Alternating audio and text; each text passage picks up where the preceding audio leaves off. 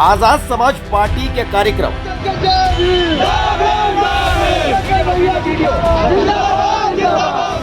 कार्यक्रम में पहुंचे चंद्रशेखर।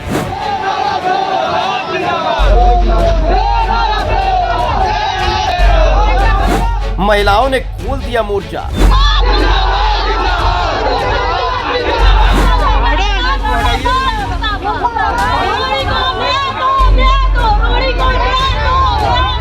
चंद्रशेखर के खिलाफ हुई नारेबाजी।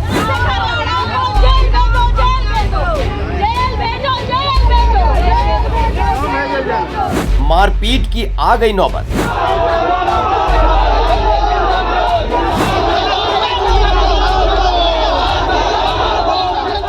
इन दिनों आजाद समाज पार्टी लगातार पश्चिमी उत्तर प्रदेश से बाहर निकलकर अवध क्षेत्र और पूर्वांचल में अपने पैर जमाने की कोशिश कर रही है। ऐसे में बस्ती में आजाद समाज पार्टी के अध्यक्ष और नगीना से सांसद चंद्रशेखर का कार्यक्रम हुआ। मौके पर भीड़ भी जमा हो गई। जैसे ही चंद्रशेखर कार्यक्रम में शिरकत करने पहुंचे, वैसे ही अचानक जिंदाबाद के नारे की जगह चंद्रशेखर के विरोध में नारेबाजी होने लगी।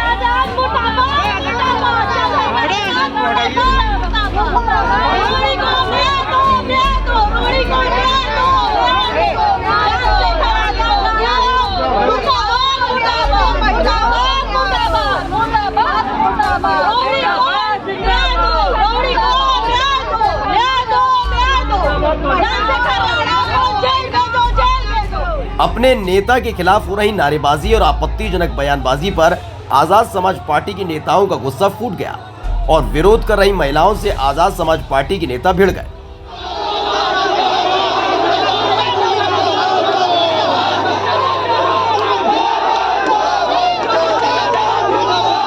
ये बीजेपी की सोच समझी साजिश है हमारे राष्ट्रीय अध्यक्ष चंद्रशेखर आजाद जी को बदनाम करने का।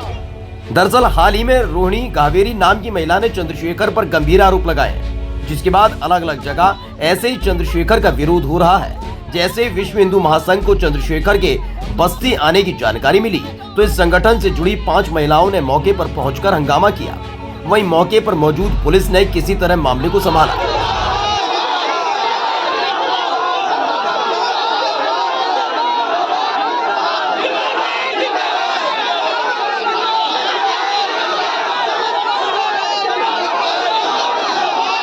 उनके खिलाफ हम लोग प्रदर्शन कर रहे हैं। क्यों? क्या? क्योंकि वो एक नंबर का आदमी है, बलात्कारी आदमी है और उसको संरक्षण इस तरीके से दिया जा रहा है। हम लोग को भगाया जा रहा है जैसे हम लोग कुत्ते बिल्ली हैं। क्यों भगाया जा रहा है भाई? हम लोग कुछ गलत कर रहे हैं, हमारा परिचय बताइए, हम कुछ गलत कर रहे हैं? कल को हमारे डॉक्टरी के साथ हुआ है, रोहिणी जी के साथ हुआ है, वही चीज हमारे साथ होगा। कौन हमारा साथ देगा भाई? मामला तो कोर्ट में है ना, मामला तो कोर्ट में कैसे है? वो तो कह रहे नहीं मैंने ऐसा कुछ नहीं किया। जो चीज का सबूत है वो चीज के लिए आप कैसे इनकार कर सकते हैं भाई? हम लोग को भगाया जा रहा है यहाँ से। अगर हम लोग अपने लिए आवाज उठाते तो हम लोग को तुरंत भगा दिया जाता है। कल को अगर हमारे साथी होगी पुलिस उसको साथ देगी, कोई नहीं देता है। आते यहीं पे रोड पे 3 साल 4 साल की बच्ची का रेप हो जाता है, कोई आता देखने के लिए कोई नहीं आता है। बस्ती के ऑडिटोरियम में आयोजित प्रबुद्ध वर्ग सम्मेलन में बतौर मुख्य अतिथि पहुंचे। इस दौरान अपने नेता को सुनने के लिए बड़ी संख्या में उनके समर्थक भी मौजूद रहे।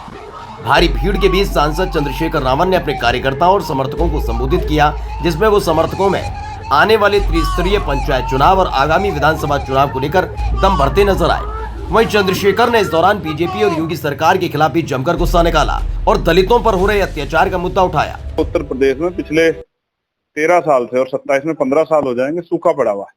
बहुजन समाज के लोग सत्ता से दूर हैं और तमाम तरह की मुसीबतें उन पर पाबंद की जा रही है। आज ना नौकरी है, ना रोजगार है, ना जमीन जो थी उन पे जो मिली थी पट्टों की वो भी छीनी जा रही है। एजुकेशन में आप देखिए 27,000 स्कूल मर्ज कर रही है। 27 आप बताइए सरकारी स्कूल में पढ़ता कौन है? इनमें गांव के गरीब किसानों के बच्चे पढ़ते हैं, मजदूरों के, SC/ST OBC माइनॉरिटी के बच्चे पढ़ते हैं। तो ये स्कूल नहीं बंद हो रहे, बच्चों का भविष्य जो है बंद किया जा रहा है। शिक्षा मित्रों का समायोजन नहीं हो रहा, वो आंदोलन कर रहे हैं। 69 शिक्षक भर्ती में घोटाला हुआ, वो बच्चे सड़कों पे घूमते फिर रहे हैं। और आशा, आंगनबाड़ी, भोजन माता, तमाम लोग परेशान हैं। ग्राम पंचायत सहायक हो, रोजगार सेवक हो, सब लोग जो अपने वेतन वृद्धि के लड़ रहे हैं। PRD के जवान हो, होमगार्ड के जवान हो, पुलिस की जो समस्या है 8 घंटे की ड्यूटी, सप्ताह में 1 दिन छुट्टी, बॉर्डर स्कीम खत्म हो, वेतन विसंगतता दूर हो, तमाम जो परेशानियां हैं और नए पढ़े लिखे नौजवान जो बेरोजगार घूम रहे हैं उनको रोजगार मिले, इन पे सरकार चर्चा ही नहीं करना चाहती। अब यहाँ हम इसकी बात कर रहे हैं, बस्ती में मैं बैठा हूँ, मैंने अखबार पढ़ा, यहाँ 5 साल हो गए जो गवर्नमेंट हॉस्पिटल है उसमें डीजल एक्स्ट्रा की मशीन ही नहीं है। तो तो सरकार क्या कर रही है? 16-16 घंटे बिजली कटौती हो रही है, बिजली का निजीकरण किया जा रहा है, कर्मचारी परेशान है, रेट बढ़ेंगे तो जनता परेशान हो जाएगी। ये सब चीजें क्यों कर रही है सरकार? सरकार अच्छी शिक्षा नहीं दे पा रही, अच्छी जो है रोजगार नहीं दे पा रही, अच्छी स्वास्थ्य सेवाएं नहीं दे पा रही, कानून व्यवस्था खत्म है। कौशाम्बी में क्या हुआ? कौशाम्बी के परिवार को न्याय कैसे मिलेगा? कौशाम्बी के परिवार के लिए कल मेरे कहने के बाद एसआईटी की जांच दूसरे जिले से कराया, एसआईटी के बाद सीबीआई जांच कराओ।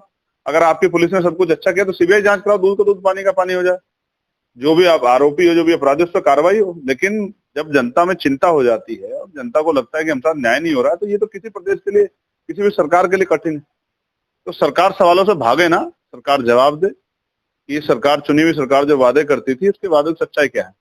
कौन सी भर्ती? शिक्षकों की भर्ती कब आएगी? बच्चे जो है इनकी वो एज निकल जाएगी, कौन से भाग में भर्ती आ रही है? आप मुझे बताओ। सड़कें पे क्या हाल है? तमाम किसी भी जो कहते हैं स्मार्ट सिटी हमने बनाई है, आप किसी जिले में चले जाओ, एक बारिश होगी तो जल भराव हो जाएगा। पानी की निकासी की व्यवस्था नहीं, तो सरकार कर क्या रही है? सरकार बेवकूफ बनाने के अलावा क्या कर रही है?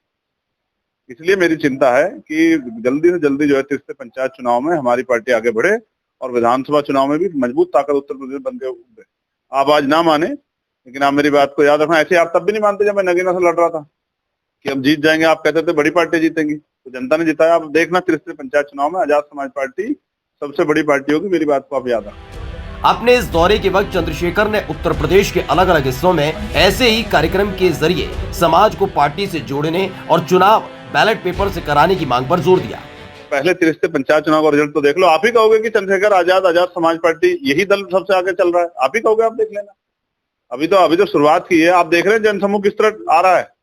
आपने आज का ग्राउंड वो जो प्रांगण था, छोटा पड़ा नहीं पड़ा, और लोगों में उत्साह कितना था। देखो, आपके सामने मैंने पूछा कि भाई कोई मदद कर सकते हो क्या आर्थिक रूप से? जहाँ पैसे पे लोग जाते हैं, गाड़ियां लेके लोग जाते हैं, वहां आप देखे गर्मी में कैसे लोग पसीने पसीने हो रहे हैं। ये प्यार है, ये विश्वास है जो आजाद समाज पार्टी भीम आर्मी में संघर्ष करके कमा है। ये गरीबों का विश्वास। और देखो, तमाम दलित पिछड़े वर्ग के लोग थे, मुस्लिम समाज के लोग थे, तो ये भाईचारा बन रहा है। प्रभु जन सम्मेलन के जरिए हम हक वंचित समाज में भाईचारा पैदा कर रहे हैं। हमने मांग की है जातिगत जनगणना, उसके आर्थिक आंकड़े जारी हो, पता लगे किस पे बस है, किस पे ट्रेन है, किस पे गाड़ी है 4 पहियों की, 2 पहियों, किस पे घर है, किस पे जमीन है, किस पे रोजगार है, किस पे सरकारी नौकरी है, किस पे मशीनरी है, किस पे जो है यूनिवर्सिटी है, किसके पास जो है इंडस्ट्री है। ये सब पता लगना चाहिए। हमने मांग की कि बैलेट पेपर से चुनाव हो, ईवीएम से चुनाव ना हो। हमने मांग की कि जो है प्रमोशन रिजर्वेशन SC/ST OBC को दे जो अखिलेश सरकार ने खत्म कर दिया, अखिलेश जी सरकार ने। तो हमने मांग की है जो जनता के हितों की बात है, MSP गारंटी मिले। हमने मांग की अच्छी शिक्षा की व्यवस्था हो, अच्छी चिकित्सा की व्यवस्था हो। हमने मांग की है बैकलॉग सारा भरा जाए, ठीक है। हमने मांग की है कि जो पढ़े लिखे नौजवान उनके लिए रोजगार की व्यवस्था हो। हमने मांग की बिजली के दाम कम किए जाए, बिजली का निजीकरण बंद किया जाए, शिक्षा में तो समझ जाए। तो हम तो जनहितों के लिए काम कर रहे हैं। पश्चिमी उत्तर प्रदेश में एक हद तक चंद्रशेखर ने आजाद समाज पार्टी को PSP के विकल्प के तौर पर खड़ा कर लिया है, लेकिन अवध क्षेत्र और पूर्वांचल में आजाद समाज पार्टी अभी भी अपनी पहचान के लिए संघर्ष कर रही है। ऐसे में 2027 में होने जा रहे विधानसभा चुनाव से पहले चंद्रशेखर पूरे उत्तर प्रदेश में पार्टी के संगठन को मजबूत करने के लिए मेहनत कर रहे हैं। स्पेशल डेस्क, स्काई न्यूज, नया भारत।